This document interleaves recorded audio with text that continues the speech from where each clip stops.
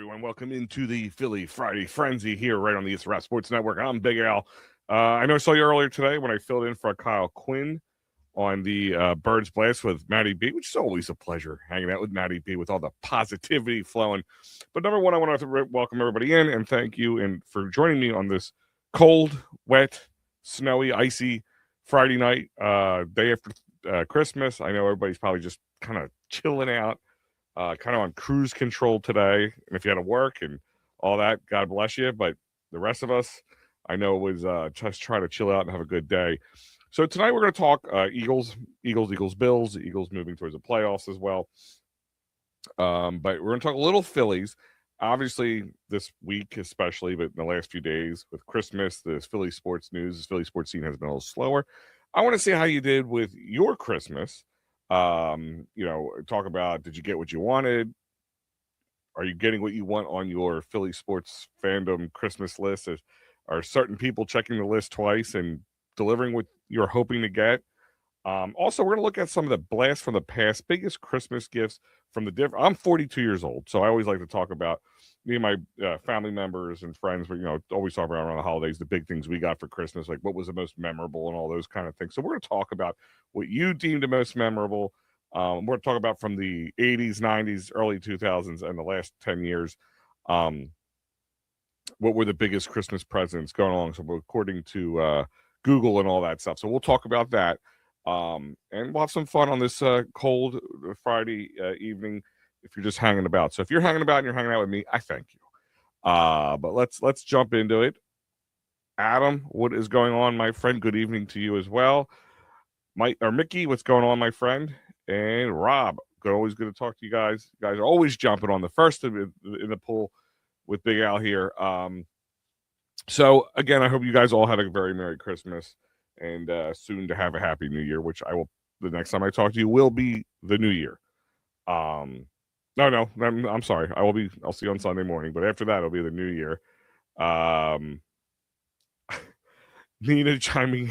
I got Maddie B with a bow on him. God bless you, Nina. My God. If you didn't get everything in your stocking and everything under the tree that you wish for, I don't know what you did wrong in a past life, but God bless you. I'm sure Maddie wrapped up a box full of happiness and positivity and delivered it under the tree. I mean, I in all honesty, I think Maddie has to be. He's probably one of those guys that you wouldn't know it because what we've seen him on the shows and all that stuff. But he's probably like a hopeless romantic. He probably sits there and watches the Christmas movies on Hallmark with you.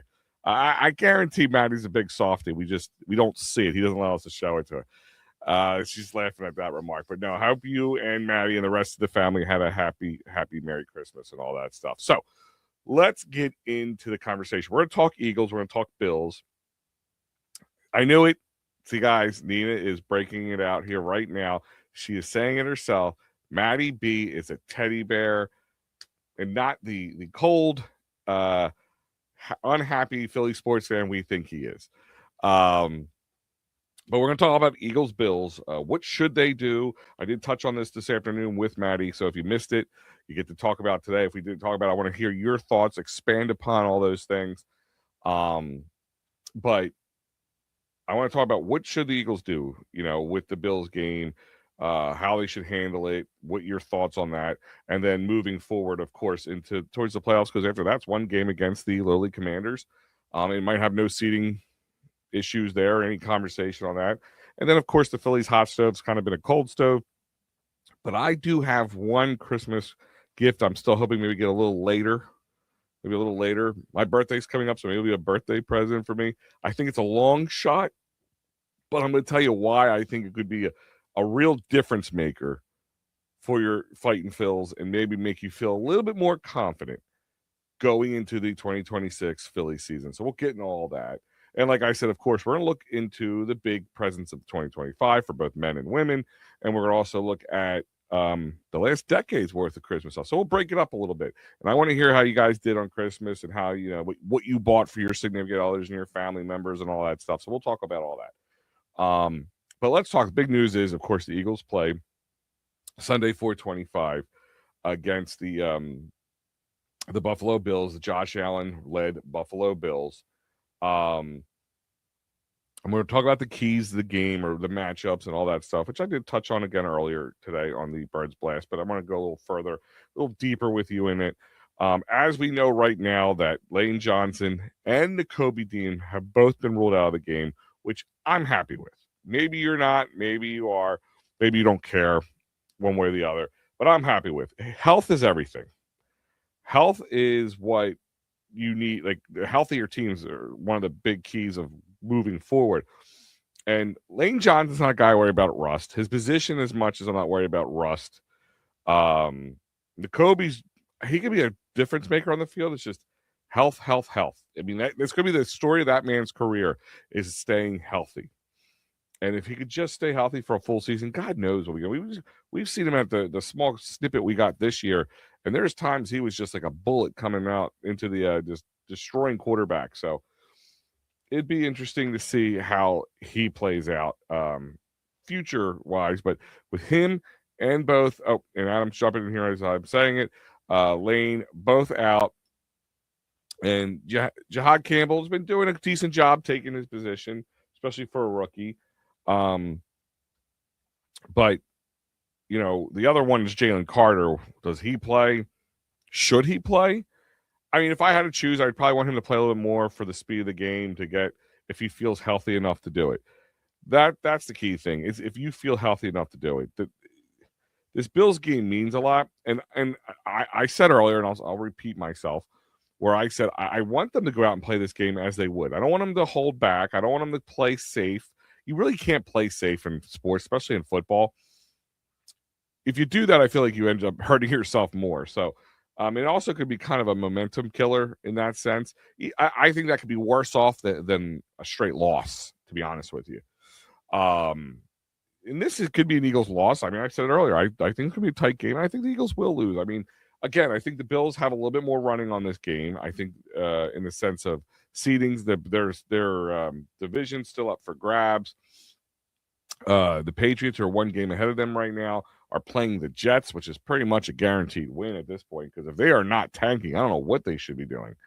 So if they want any fight for that for the division spot, they definitely need to win against the Eagles. It's one of the last two games at Orchard, or regular season games at Orchard Park right now.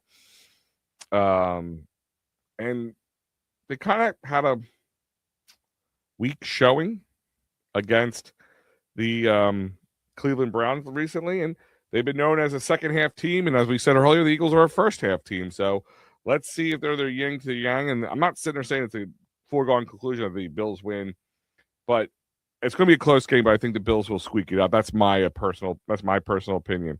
Carter and Dean and Johnson should definitely be out. Rob, I agree with you. I just don't see a plus side to having any one of these guys playing unless they are 100% healthy. That's, I guess, the best way of putting it. Unless they are 100% healthy, that is the only reason I would want to see them play. And also, congratulations to the It's Rap Sports Network and all you guys who've been subscribing. So if you haven't done it yet, subscribe. YouTube, Facebook, Twitter, whatever it is, all of it, if you can.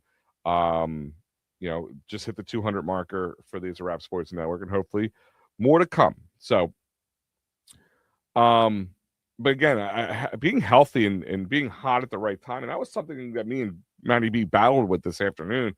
He didn't see any positives coming from the game. I know, shocked against the Commanders, but I kind of did. I mean, especially in that second half, it came out from it to a cold start. I will 100% agree with that. But they also came out to the second half under center more, spread offense was played, some design runs for Jalen, just things that we've all been clamoring for that we finally saw. So, I mean, in my eyes, that's a big plus. And, of course, the running game from Saquon and Tank Bigsby. A nice 1-2 punch that hopefully they can build off of. And I want to go over that right now as we talk about the keys of the game right now. As I said, Sunday the 28th, the Eagles and the Bills will show down at Highmark Stadium at 4:25, which we all kind of saw this game on the calendar, kind of sandwiched in between two. At first, what we thought in the beginning of the season were going to be two really highly contested, Eagles-Commanders games. Like, we thought going into this season that this was kind of a gauntlet at the end of the season. The Commanders were expected to be a heavy hitter this year after the season that they had last year. Who would have thought? The Commanders would have had more of a down year this year? And I mean, it was way down. I mean, injuries were no help.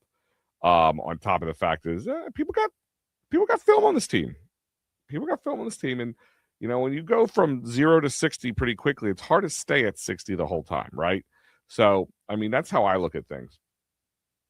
When you have quick success and you just don't get exactly what you wanted, it's hard to come back and just repeat it next year. And the Commanders found out about that. I mean, teams like Detroit, lost some coordinators, and they saw what that's like. I mean, you have to give this team credit. They've overcome a lot of these things that other teams have not. So I know I got blasted and yelled at today about who cares what other teams do, but what do good teams do? They do things better than other teams. And so far, the Eagles, for the most part, from those kind of situations, have done that. Now, let's look at this matchup. And I said a big matchup is going to be the run game versus the run defense. And this is a big metric here. The rushing offense for the Eagles, as of right now, is 22nd overall, which is nothing to write home about, where the Bills are second overall against, again, now a rushing defense for the Eagles, who are 21st overall. And the Bills are almost dead last at 31 overall. So this is going to be an interesting, and the weather, let's be honest, the weather is going to play a bit of a factor in this game. And those numbers right there tell you a lot. Now, the run offense for the Eagles, if you probably look in the last couple of weeks, has definitely gone up now. Granted, it's against some piss poor teams in the Raiders and the Commanders. Commanders on top of having multiple injuries. But that's going to be a big one. Probably the most significant mismatch with the Bills and the Eagles defense ranking near the bottom in that situation and then the top. Now, Saquon and then Jalen on top of it kind of falls in that running game. If he can, those design run plays, all that kind of stuff can play a huge factor in this game. Again, weather overall, it's supposed to be cold and rainy and snowy up there, just like we were dealing with here in the Philadelphia area. If you're not around here, I know, Mickey, you're not in the area, but it is a snowy, freezing rain, sleet mixture. You can hear it clinking on the glass out there. So I'm guessing that's what they're going to get. Maybe probably a little heavier in Buffalo, which it tends to be. But that, to me, is one of the biggest mismatches going into this game, and could and to Matty's credit, and I agree with him to a point, could help at least build a confidence for the Eagles if they can overcome Cooks and all them and the rushing offense of the Bills, and also the offensive line able to allow Saquon to run like he did. He ran like a madman possessed against the Commanders. And again, it's against the Commanders. But these are things that you have to do to feel right, to get right, to you have to taste the win, taste the results. Because sometimes when you're winning and you're limping in and but things are still not going right, it's not easy to repeat when you don't taste it. I'm changing my prediction from this afternoon. 31-28. Is that an Eagles win? 31-28, Rob? I don't know if it's going to be that high scoring, to be honest with you.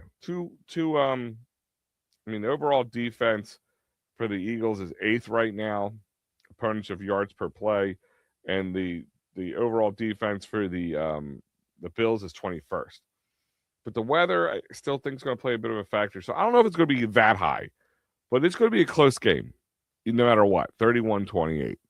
And I'm not going to tell you if you're right or wrong if you're picking the Bills, if you're picking the Eagles to win, because it's going to be that kind of game. It was kind of, like I said, it was slated to be that game, and a really tough game sandwiched in between two tough divisional games. Now, things changed, and then they turned this last month into kind of I want to say give me. I mean, the Chargers game they should have won. They blew that big time on their own. But then the Raiders and then the Chiefs, the Commanders, down the Bills, and then the Commanders again, which is most likely going to be second and third string player. I mean, I don't even know if Tanner McKee starts against the Commanders. I think it might maybe make a good storyline letting Sam Howell start for the Eagles against the Commanders. That'd be a heck of a storyline right there that the NFL may want to see, turning some garbage into gold and what that game would actually be. So here's another one, the Bills pass offense versus the Eagles pass defense. Here's another one. Bills have a potent pass offense. We've talked about this. Josh Allen is an MVP candidate. He can put up the stats. He can put up the numbers. I discussed about the it factor overall. During the regular season, he usually has it. He always just seems to kind of buckle in the postseason. Now with no why am I completely blank? Patrick Mahomes in his way, maybe things will be different. We don't know. But right now, you got a potent offense, passing offense for the Bills, and Josh Allen as playing like an MVP. But the Eagles have an elite pass defense, ranked fourth in opponents' yards per pass attempt. And their key, possible key return of Jalen Carter could be huge up front. If they can cause pressure and cause critical turnovers, this could really turn the tides for the Eagles against the Bills. You're going to the bank on that 12-5, huh? They're going to win the next two. I mean, the last game's such a crapshoot, Rob. It really is. I mean, I can see the Commanders blowing it just because they don't want a meaningless win and hurts them positionally in the draft. But they also are players who want to win and go out on top, trying to play for a contract and a job next year. So there's a lot of different nuances to that. But I don't. No matter what, I think the Eagles. I think this is Jalen Hurts and all the starters' last game of this regular season into the postseason. 24-21, Eagles win on the Jake Elliott field goal. Jake Elliott, we're going to talk about. I want to know, are you worried? Do you think this is going to be like last year? Jake Elliott kind of struggled a little bit and then came into the postseason and was the Jake Elliott we knew and loved. Are you worried about Jake Elliott and the special teams overall moving forward for the Eagles? Yeah, Rob saying yes. I'm guessing you're saying yes. You think this is 2 more wins. And you could be absolutely right. And I think this would be a real coup for the team. I mean, 12-5 is probably what most of this fan base legitimately had them having around 5 losses, 6 losses overall. Maybe not the ones that they received against the Chargers. I don't think I had them losing that one. And you know what? If this Eagles team was playing as good as we knew they could, they don't play. Jalen Hurts doesn't throw 5 turns. I mean, the Chargers, Matty B said, the one-headed man beat us, but 5 turnovers and we still had a chance to win it.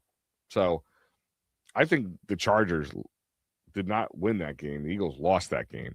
But that's a big one. Eagles defense line gets that pressure and makes Josh Allen make those critical turnovers like we know he can when the pressure's in his face. And we've even seen Jalen Carter track down a couple of years ago Josh Allen for a sack.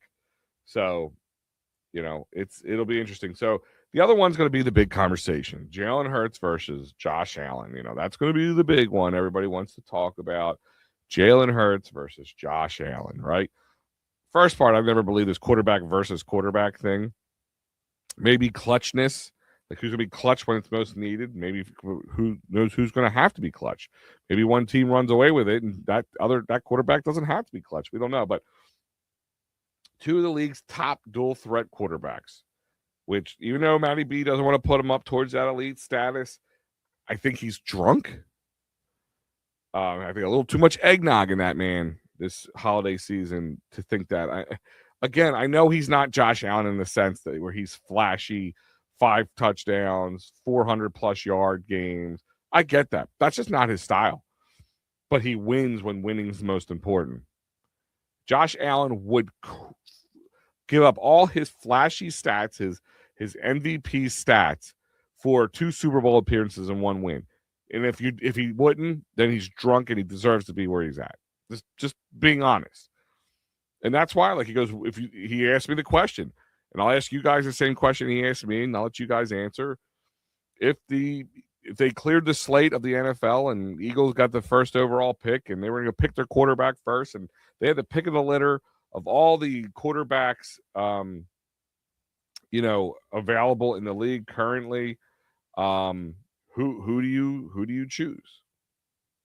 Is Jalen Hurts your number one guy? Maybe, maybe not.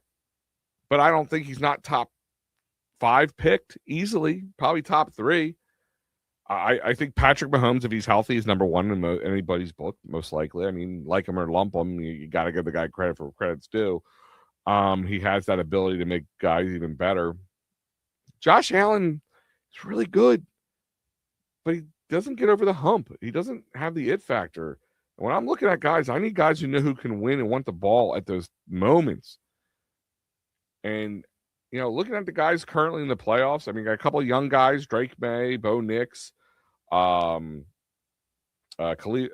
Williams, who haven't had much postseason anything, let alone success, to really know if I want to have them. Maybe they are the next big thing, and this year it could be an illusion. We don't know, but how you can choose anybody else over them right now or choose them over Jalen Hurts, Matty B, is drunk. You have to be drunk. An elite quarterback is not stats alone. It's the it factor. It's the ability to win when the time calls upon you. And there's certain guys who just don't, who can't. Adam's saying, you think if Josh Allen was on the Eagles, we would have won? We have won with the team we have now. Yeah. I mean, listen, I'm not drunk in the sense that Josh Allen isn't a good quarterback, but does he slay Patrick Mahomes on the Eagles? I don't know. I can't say that with a definite. He's had some really good teams. He's had some really good offensive lines. He's had some really good defenses. He's had some really good running backs and wide receiver guys, wide receiver cores up until the last year or so. And he still couldn't get it done then. He just always seemed he couldn't get over the hump. So for me to say the same thing now, if you put him in as say Jalen Hurts couldn't play in the Super Bowl and you're able to pick a quarterback, if you put Josh Allen against Patrick Mahomes, but our defense played the way they did in the Super Bowl, I think he can. You really didn't have to do too much in that game to win it. But I don't know. He's had some really good teams around him. So to say otherwise, it's kind of mind-boggling. He even said he picked Trevor Lawrence over him, which is the most laughable thing right now. Yeah, the Jaguars are 11-4 and all that stuff.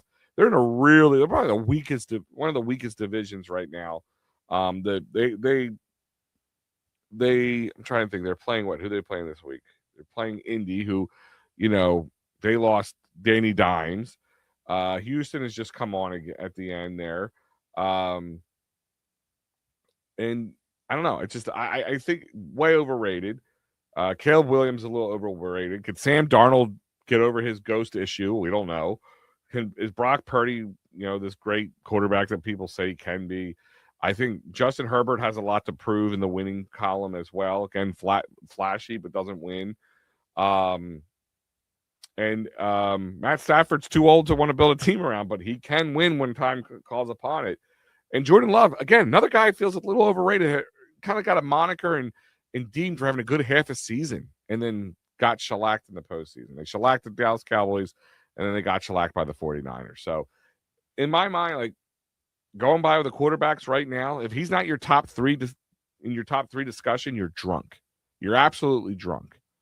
Hurts is definitely an elite quarterback. Rob, I agree, man. It's again, it's a fantasy football time frame where it's stats.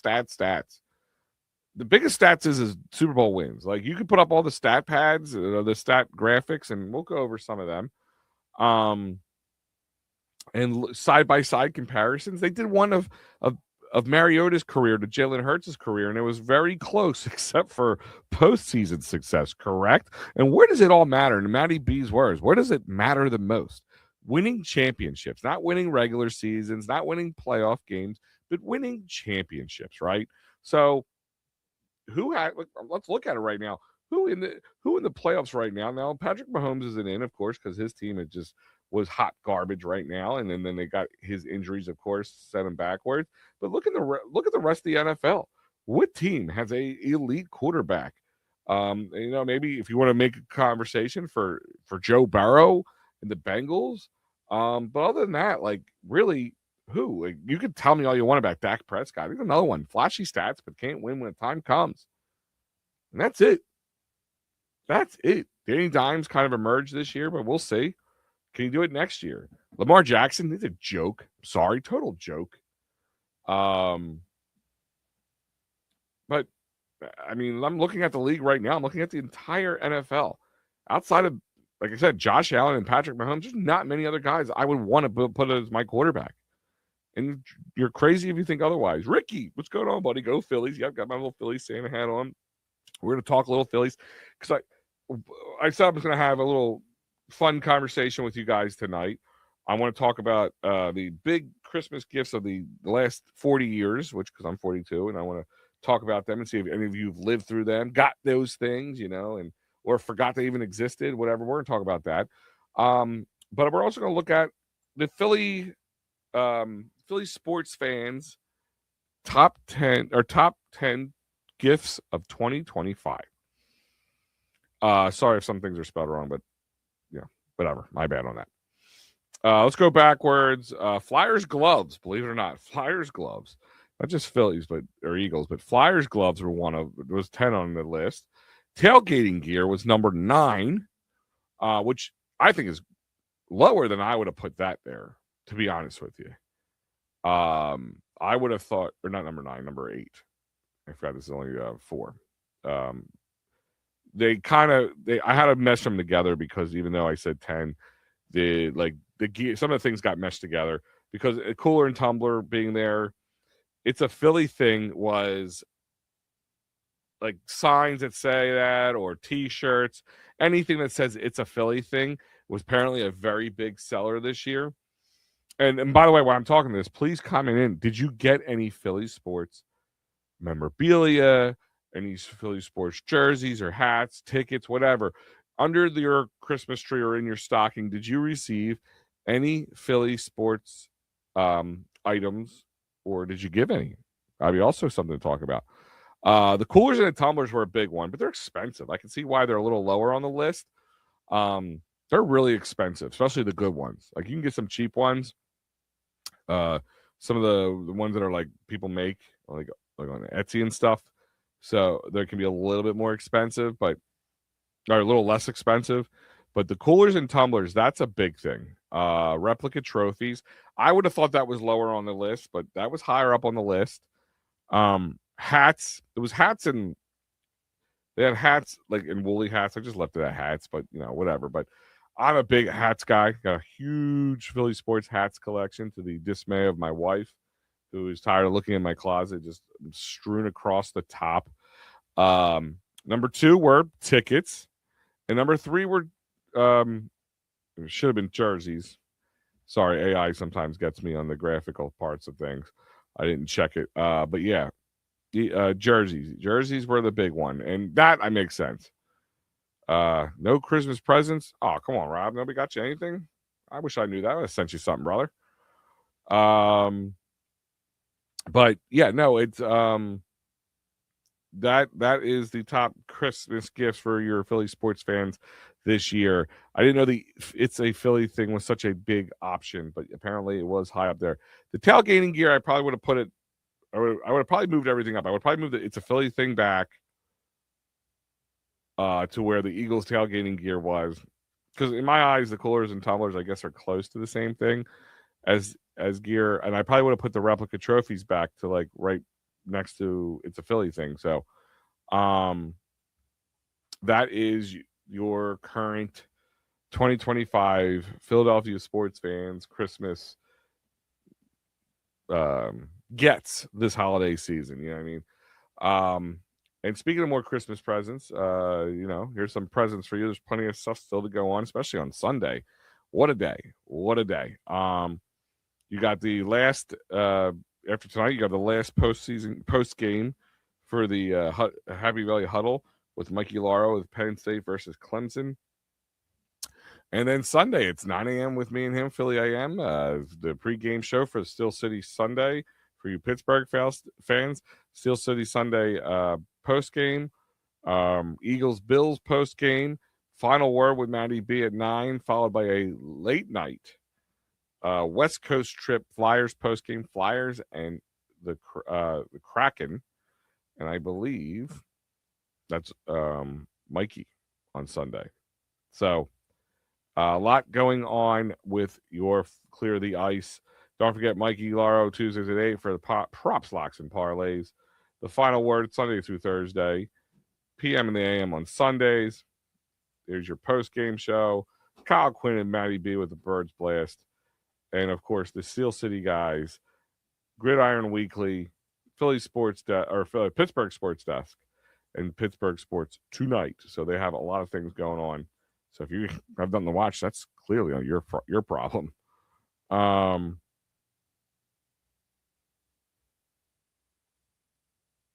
What's this? Wife passed away last year. Oh, I'm sorry to hear that, Rob. I did not know that. Condolences, my friend. And my family lives in Pennsylvania and South Jersey, and I'm in Dover. Oh, you're down in Dover. Okay, I had family. My uncle for many years ran a restaurant right off the Air Force base called BG's. That was years and years ago. We used to spend Easter down there. But I'm sorry that you couldn't get to with your family this holiday season. You know, it's a bit of a haul for you. I mean, just even in South Jersey or southeastern Pennsylvania, I mean, that's what, an hour and a half ride at least, bare minimum. Yeah, I mean, I that's tough, man. I didn't know that. But so back to the Philly sports talk. So one of the things I would kind of, hoping that the Phillies will do something. It's really a hard, it's a high wish. It's a highly doubtful wish to be granted, for the Phillies. They're trying to make moves, unload some guys, but obviously the Castellanos thing has been such a cold conversation. He's even out campaigning for himself because they don't want him back. Whatever him and Rob Thompson problem was, they're not going to be able to fix that. So they might just have to take a loss on him. Obviously, I think Alec Boehm, I don't think it's like a problem with him and Rob Thompson, but I also think the team is kind of over his baby crap and they're tired of his inconsistencies and they just want to figure they could get some value for him, kind of like they did with Strom, unload him, get some money off the books and make moves somewhere else. But it's there's no market right now and they don't have a lot of wiggle room, and the JT Realmuto conversation has kind of stalled, and I don't know if it's the kind of money or the years. I'm gonna guess it's more the years than anything. And I listen, as the biggest JT fan, and wanting him to be re-signing, saying how important it is to re-sign him. At the same time, if it's not fiscal, it's got to be reasonable somewhere. And if he's just out, just overpricing himself on the market, which he is probably the top catcher out there right now, even at his age. If you're a team who's just like a good defensive and catcher away, and a guy with a little offensive production, you'll be willing to pay JT that kind of money. Somebody else would be, especially have the opening for it. And we were all hoping for a big move in the Schwarber $30 million a year, 5-year deal. That was a big one. JT should be back, Rob. He should be. I really hope, and I'm still holding out that they can come out with meet somewhere in the middle. But at the same time, for everybody who wants moves to be made, if you sign JT, what other moves are going to be made? I mean, the bullpen seems to be kind of coming into form at this point. Maybe they make some more smaller moves. The starting pitching overall, I think, has come into form. There's still some questions with Andrew Painter, the health of Zach Wheeler. Is Ranger gone? I think Ranger's gone. I don't think they're going to be able to afford him, let alone him and JT. But signing Garcia, putting a lot of eggs in the Justin Crawford basket, and they don't want to move on from their top 10 prospects, or especially their top three in Aiden Miller and Justin Crawford and Andrew Painter, two of those guys who look like they're going to be starting the season with the Eagles. And going to be their job to lose. And I think part of the Andrew Painter not wanting to move on from him is he had a little bit lackluster return after Tommy John, and teams are probably not going to be willing to pay the kind of money for Andrew Painter that if the Phillies were going to move on from him, would be willing to look together the return. So, do they go in Ranconis or Arun Escobar, or who was the guy? Gage Wood. You know, are they willing to move on for those guys and see if they can package something up and get something done? But they would have to clean out most of their top 10 prospects to do so. And if they're not going to touch the top three, that's the 4 through 7 is going to be gone to get one decent player. But JT should be back. But I really think JT's holding out for the money and the years. And I don't think the Phillies can, or I don't want to say should, but maybe, I don't know. If he's outpricing himself, he might be making it easier for them to say no to him. I don't want him gone. That's for sure. I'm a huge JT fan. And I keep saying a guy like Andrew Painter, having JT behind the plate can be really important for him. Having a guy, Zach Wheeler, Christopher Sanchez, we know what his numbers are with JT behind the plate versus other people. Listen, the Phillies have backed themselves into a real tight corner financially with the Bryce Harper contracts, the Trey Turner contract, now the Kyle Schwarber. Now you got 3 guys locked up for what? $60-some million or $60 million-ish, whatever it is. That's you're kind of locked now. You got $60 million locked up between 3 dudes. And then don't forget, you add in Zach Wheeler, that's only $25 million. So I'm here to $85 million. That's 4 guys. Christopher Sanchez, if you handful of him more somehow, pull that out of their hat. How you get a guy who's elite number 1 pitcher status getting paid peanuts? That'd be tough. Happy holidays, hey Joey. Happy holidays, Joe Hale, everybody. Happy holidays to you. But I have a bit of a Christmas wish list that I think it's an absolute long shot for the Phillies to do. And if they pull this off, it means they sold the farm, or they moved on from like an Aiden Miller that they weren't willing to want to. But if they were to make any big changes, they're going to have to. They're going to have to move on from somebody that they don't want to. But Bo Bichette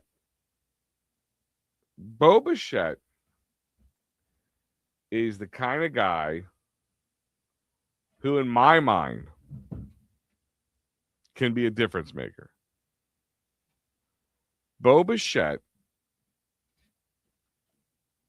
could fix a lot of things on the Phillies. He could definitely be that number 2 hitter. He had a strong 2025. 311, 181 hits, 18 home runs, 94 RBIs in 139 games.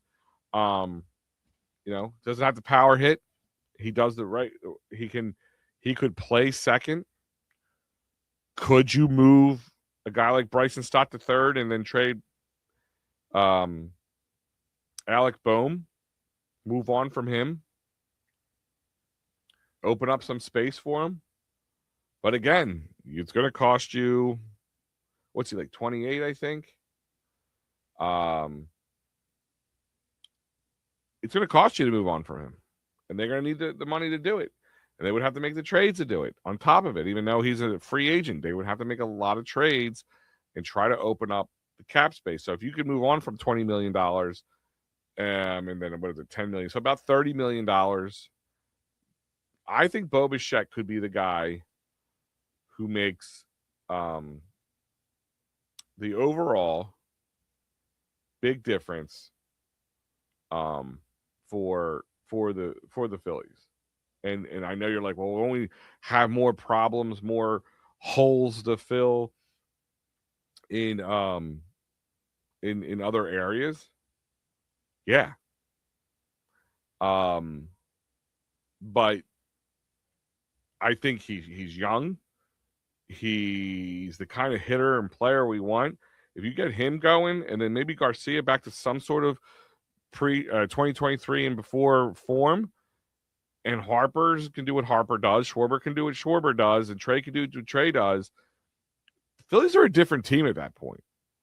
So do the Phillies make the right moves? Do the Phillies have any bargaining chips at all?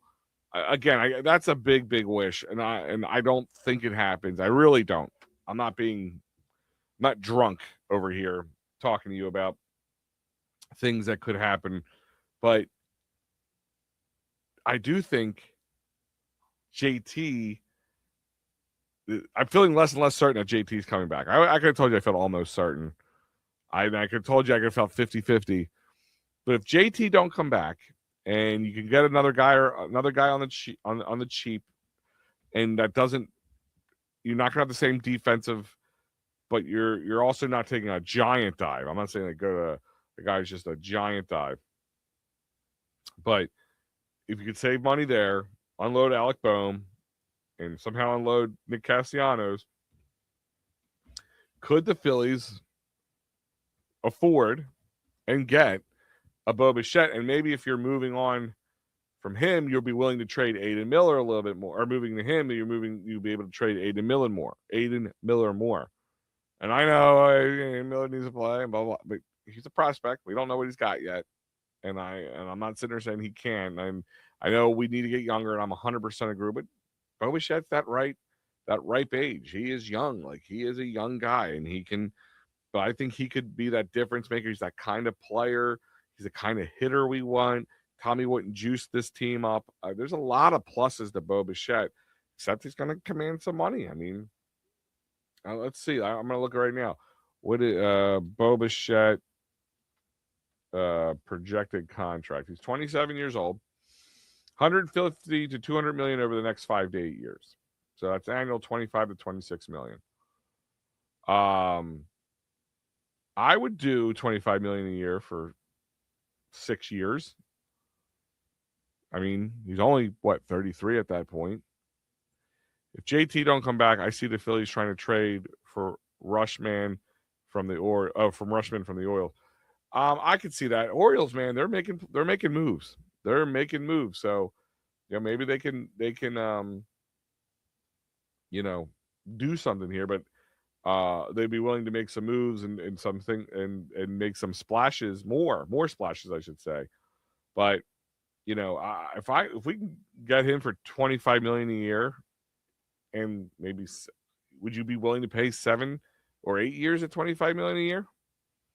I mean, then that way he's he's 27, so he's 34, 35 years old. That would be interesting.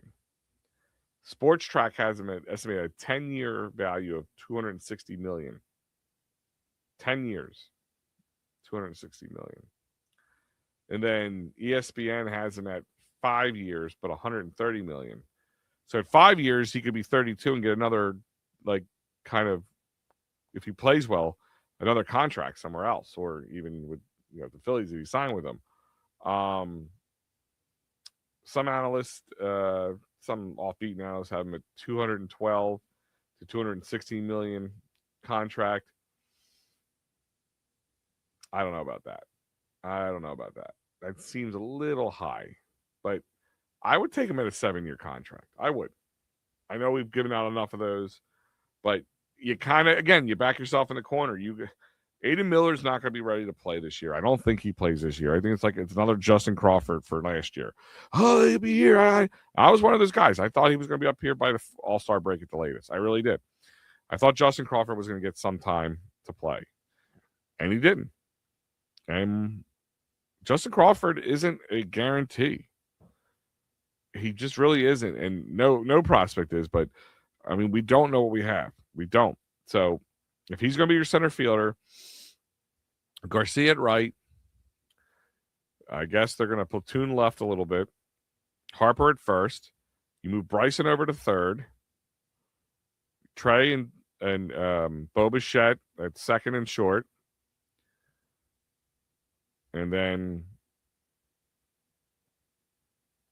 maybe Marchand at starting. I mean, I would feel okay with Marchand as long as not Stubbs is the main catcher. That would bother me a little bit, but they could go get one of the other catchers on the market. Again, they're not going to be JT, at least as good as JT in some ways. I think JT still has a little bit left in his tank, and I wouldn't mind signing him for 3 years, $12 to $15 million. But if it's more than that, it's going to make it real difficult to jump on the JT train. And at this point, if things are stalled out this way, and if it was that easy, I think it would have happened. In January of you have time or on your show, can you possibly do the phone lines like Matty B does it? I will. I told Matty B I will. I'm actually going to have some guests on too. Some guys that maybe some of you recognize from the past. I'm going to try to get some decent interviews. Just trying to build the show up a little bit before I do that. But I will at one point open up the phone lines. I'm going to probably wait closer to the end of January, and I'll tell you why. My plan is to build it up again, like I said, and also get a little closer to the Super Bowl, no matter what the Eagles or not, depending on what's going on. Kind of want to get your guys' view, 40,000-foot view. But, Joe, that is a plan. And actually, I might even have a phone line for you to call into. I'm working on that, too. That's the other thing. I'm trying to have a way where you actually call a phone number.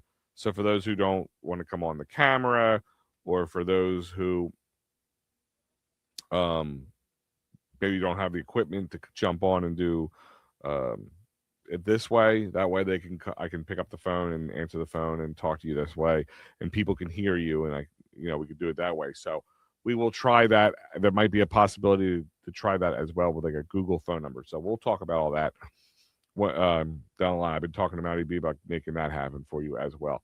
But Joe, I do love the participation from you and everybody else. So I thank you for that as well. But yeah, as I was mentioning, the only reason I say Bo Bichette, because I think if you're gonna have a guy and you're gonna, for lack of better words, push all the chips in, I think Bo Bichette's the guy who's worth doing it. He's young enough. He's got the abilities. I think he can really juice this team up. And maybe the young guys can learn from him as well. And then a lineup with let me try to say, let's see, let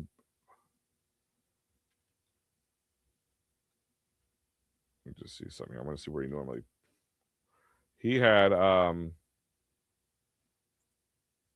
he would lead off, and he was a 2 and a 3 hitter in the batting order a lot of times for the Blue Jays. So Trey Turner, Bo Bichette, Bryce Harper, Kyle Schwarber. Doesn't suck. Not against that at all. That actually is a really huge 4-man lineup. Now, is it who's 6 and 7, or I'm sorry, 5, 6, and 7 in that lineup? So probably like Brandon Marsh. Maybe I don't love him at 5, but I'm just trying to think who else would be in there. Bryson Stott would probably be like 7. Justin Crawford maybe 8 or 9. Oh, Garcia. Garcia would probably be number 5. So him at number 5, Brandon at number 6.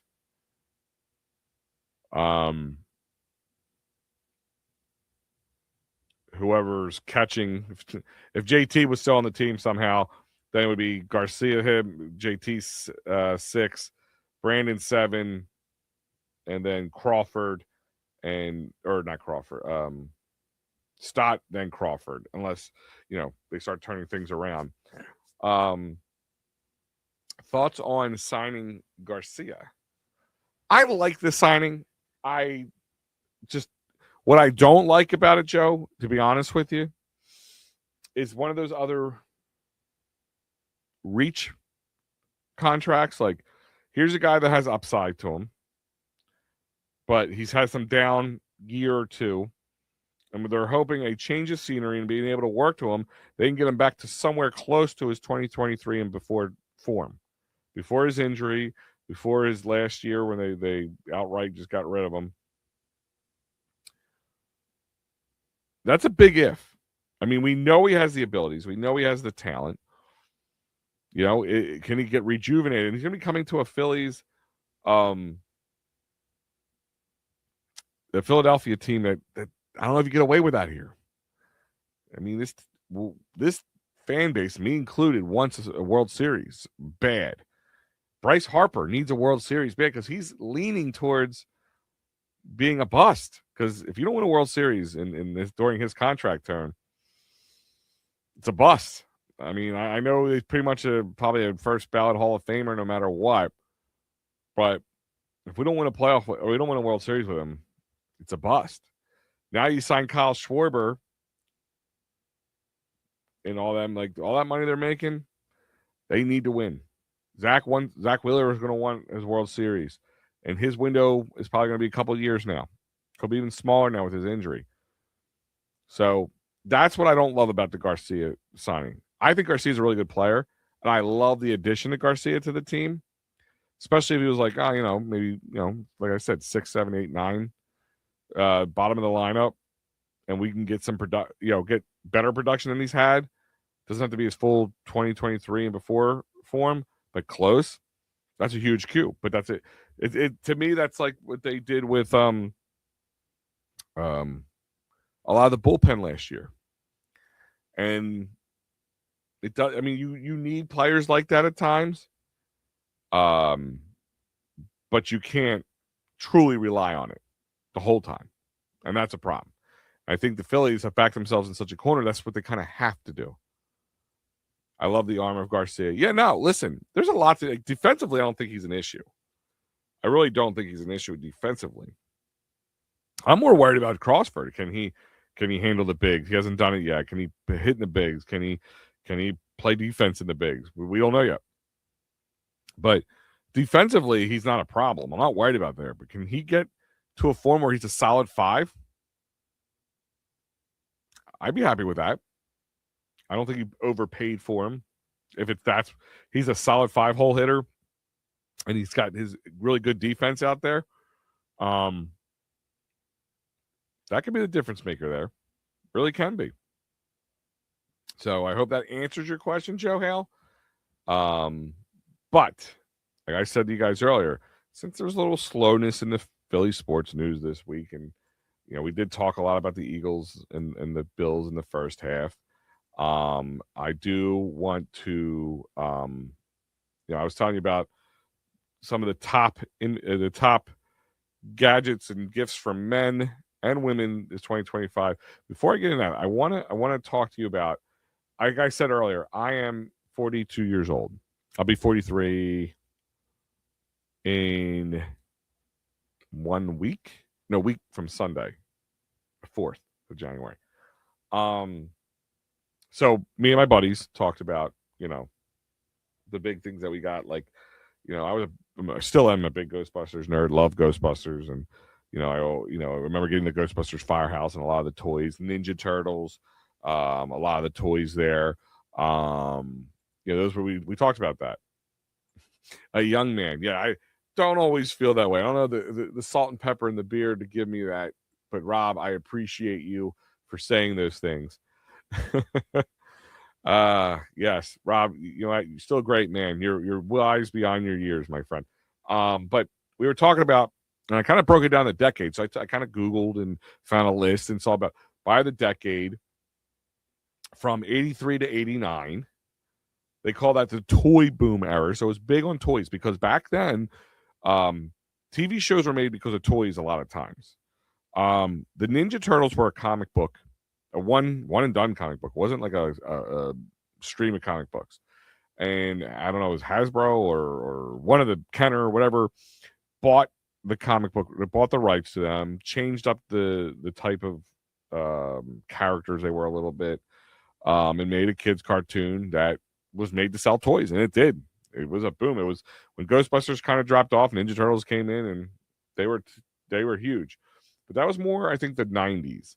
So in 1980 to 83, the big toys were the Nintendo Entertainment System, which we all know. Big video game nerd. I still wish I had my NES. I still play some of the old games. Me and the boys sit down and play anything from Mario Brothers. Punch Out's a big one for us. Tecmo Bowl's always a big one. So NES games are still big with my family. For the girls, Cabbage Patch Kids. They were huge. I mean, I remember my dad telling me the money and the stuff that he had to go through to go get a Cabbage Patch Kid back in the day. Transformers, there's another one. The toy line was made, and then the cartoon was made to sell the toy line. I mean, that's what cartoons were. Saturday morning cartoons were 30-minute long commercials back in the day. That's what they were. G.I. Joe, all that kind of stuff. But one of the big ones during that time frame was Transformers. Another one, Care Bears. That was a big one. I remember my sisters had Care Bears. My Little Pony is another one my sisters had. And the Rubik's Cube. I don't know why I thought the Rubik's Cube was before the 80s. But I didn't know that Rubik's Cube was one of the big toys people got back then. Now, we moved to the 90s, which they refer to as the gadgets and more pop culture. So they got away a lot from the Saturday morning cartoons as much to sell toy lines. Even Ghostbusters tried to how do I put this? Rejuvenate itself with another new version of Ghostbusters cartoon that came out in the mid 90s or late 90s, like 97 or something. And there was all to sell toys, but I don't think it sold and it didn't last more than a season. And that's kind of how it was based. It's based on sales of the merchandise. If the merchandise isn't selling, I mean, Disney still does that today with all the Marvel stuff. You know, any kid you see Spider-Man T-shirts and pajamas and all that stuff. That's why they do it. I mean, they make more money on merchandise than they do on the billions of dollars or the millions of dollars they sell, and even billions of dollars on the movies. That's a big part of it. But it's the merch that sells. 90s again. The big sell was the Game Boy, which was the first handheld, not the first, but the biggest in one of the biggest sellers still of all time, one of the top ones, was the Game Boy from Nintendo. As I said earlier, Teenage Mutant Ninja Turtles, big seller throughout the 90s. Beanie Babies, we all remember Beanie Baby craze. People getting trips to France for Beanie Babies. Tickle Me Elmo, that was another big one, like Beanie Babies, a big boom. Like now, my mother still has bags of like zipper bags full of Beanie Babies because she was a collector. She thought it was going to make worth a lot of money. The PlayStation in the late 90s, that was the video game revolution there that led into the 2000s. And remember the Tamagotchi. Do you guys remember the Tamagotchis? Which are like, I call them video games on your keychains. It was funny in the sense that you had to nurture this digital keychain character, this animal, this Tamagotchi. And if you didn't feed it, if you didn't take care of it, it died. You're going to reset and do it all over again. Which, it's funny how video games, even this day and age, have gotten into, like, I mean, I remember the Wii, and we'll get into that, I'm sure, at one point. The Wii was a big system, and a lot of the games for the Wii was like, oh, it's called digital clean your room, virtual clean your room. I'm like, why don't my kids don't clean their room, but they'll clean their room for a video game? That makes no sense. I remember the He-Man action figures. Yeah, that was another one. He-Man was a big one. Now, Ghostbusters, the movie, was a big thing, but they turned it into cartoon and made all that money. But He-Man was more of I think it was the toys came first, if I remember correctly. But I did have some He-Man action figures. And then, like I said, Tickle Me Elmo was the other one. So that was the 90s, more pop culture-y, more gadgety, getting towards that. And then in the 2000s, it's all tech. I mean, it's a lot of tech stuff. 2000 to 2009, PlayStation 2 was a big one. I remember that was one of my favorites. I still play my PlayStation 2. Love the games on PlayStation 2. Pee-wee's Playhouse. They had toys, didn't they, Joe? I believe they had toys, correct? Bratz dolls. My sisters are older, and I don't really know. I vaguely remember them just being like kind of like colorful dolls. The Nintendo Wii, that was a big one. I kind of like turned that where video games became more interactive, where we Wii Sports. I remember having that. My wife bought me a Wii for Christmas many years ago, and I played the Zelda game, which I loved, and the Wii Sports. We would Wii Bowl. Me and the kids would Wii Bowl for hours. We had so much fun. Wii bowling, Wii boxing, Wii baseball. I spent like 3 hours playing Wii baseball with one of my kids. I remember one time. I think it was my oldest son, Kevin. He, we just got lost in time and just kept going. We got close to a perfect game. I think like we were like maybe like 298, and we're like, we're gonna get a perfect game. We're gonna keep trying. We kept getting close and falling off. Joe saying they have toys. Oh, so Pee Wee did have toys in the 80s. I do remember Pee Wee's Playhouse. I remember all the Pee Wee movies, Pee Wee's Big Adventure. And then Pee Wee went to the movies and got himself in trouble. We don't remember that one. Rob, you never played video games? I'm not exactly sure how old you are, Rob, but video games. So I got into a lot with my grandfather. Fixed pinball machines. He fixed the gaming machines you saw at a lot of bars, cigarette machines back in the day. He was fixing all those things. Like that was pool tables. He did a lot of those kind of. That's what he did. So there could be a pinball machine at any point in time in my grandfather's garage. Okay, so 61. You're about 10 years younger than my parents. Okay. And my dad was really good at pinball. And then like we had I remember we had a Space Invaders game, like the arcade cabinet, the brick blast or whatever, the one where the ball bounced off the bricks, and then you have to keep it up on move the thing around and try to keep it from falling through. Pac-Man, Miss Pac-Man, played that for hours at my grandfather's house. So I got a lot of it with him. My dad played pinball a lot, so I was never really that good at pinball. My dad really was good at, because he always had a pinball machine, so he didn't have to use quarters. So he was able to practice more often than the others. So video games aren't for everybody. But I played a lot. I still play. I wish I could play more sometimes when I've had more time. I play some of the newer things. I have a PlayStation. I have more PlayStations in my house than my wife would like to admit. I think between me and my boys, we got like 4 PlayStation 5s alone in my house. I just gave one of my old PlayStation 4s to my father to keep it at his house for when the kids come over. But yeah, my grandfather used to fix pinball machines, and that's how I kind of really got into it. PlayStation 2, as I talked about, Razor scooters, the foldable mini metal scooters. That was a big one. The Bratz dolls, the Nintendo Wii, like I talked about. Apple iPods. That's when it became a big thing. The iPod. Before the iPhone, they were little square, that greenish screen, kind of like the old Game Boys did, with the little dial on it, and you could load it up with so many. You had to download it, had to hook up the computer to download it. And then they, of course, evolved into different ones, and they had the iPod Touch and so on and so forth. And then the Leapfrog learning toys, they were a big one too. And I do kind of remember them from my kids and my younger niece and all that stuff. 2010 to 2019. So they call that the smart, social, and streaming, age. The Xbox 360 with Microsoft throwing their hat in the video game ring. The PlayStation 4, I guess PlayStation 3 got kind of jumped over. Of the ones, I don't think they were the biggest one.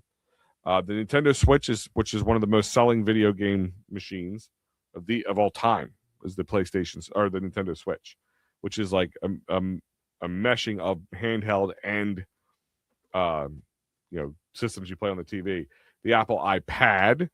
Amazon Echoes and Alexas, Hatchimals, which I really don't know what those are very well, but I'm going to guess they're like the new age Tamagotchi, if I have to guess. And LOL Surprise Dolls. I have no clue what they are. My daughter at this point is probably getting close to no dolls. So I don't know what the LOL Surprise Dolls were, so I don't know that. And then 2020 to 2024, PlayStation 5, the Xbox Series 6, Apple AirPods. So those are the wireless headphones, which I don't get those. Number one, I don't like the earbuds in my ears. I don't like that. Like it hurts after a while. And I'm so afraid they'll fall out. I have here, I'll show you what I use. I like these ones. These are bone conduction. Oops, sorry. Headphones, which are just, they go over the back of the ear and they don't sit in the ear. They don't sit inside the ear. They sit on this bone right here. And you get all the audio, and it's good because I can still hear things behind me. I can still hear things around me. I'm like, it's not like, and they don't get sweaty. Like when they have the big, because back in the old studio, if you guys remember from the EOP days, we used to have, the over the head headphones.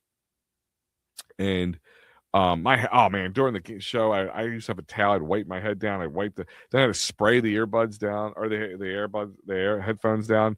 It was just a sweaty, and it was just bulky and hot and unnecessary.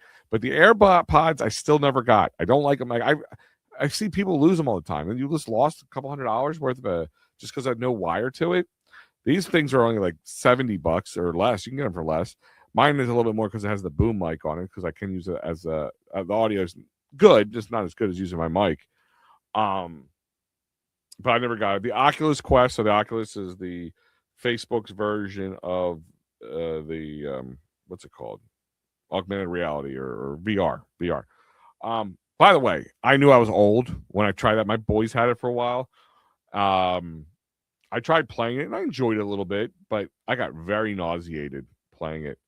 Just, I couldn't do it. Squishmallows.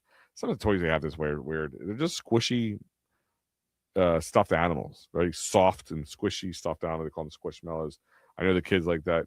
The Ninja Creamy. So that is a Ninja blender, but it's an ice cream maker, which is really cool, by the way, if you're an ice cream fan, because you can make so many cool things with it.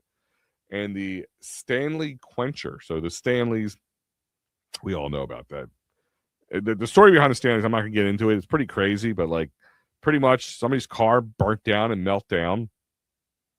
And the people who make the Stanleys were just for like outdoorsy people. They weren't like these designer things with all these accessories now and all this stuff. But somebody had it in their car and it burnt down. It had ice water or something, and it was something with ice in it. And they went and found it, and they found it in the car, and they opened up, and there was still ice in it. And they kind of went viral, and then the Stanley revolution began. So that brings you to now. And that is the trend over the years. But they said overall, big picture trends over 42 years. In 1980 to 1990, physical toys ruled. The action figures, the dolls, the Cabbage Patch. Physical toys ruled. In the 2000s, gaming and portable tech was when it's really started exploding. 2010 with the smart devices, and the consoles dominated, the video game consoles. In the 2020s, comfort, lifestyle, and premium tech led. That was the breakdown of all that. So that's my non-sports take for the night, and just a little conversational piece, which I'm going to try to add in more shows. I want to hear from you guys. I want to talk to you. If you got any like things you want me to cover, any non-sports related stuff you want to talk to me about, don't hesitate to ask. Hey, yeah, can you talk about this during the show maybe next week? Send me a message online, send it to the It's a Wrap Sports Network if you want to, or DM me on Twitter or whatever, and if I can, I will. But other than that, guys, it's been a little over an hour tonight. So I enjoyed our time tonight. Go Birds.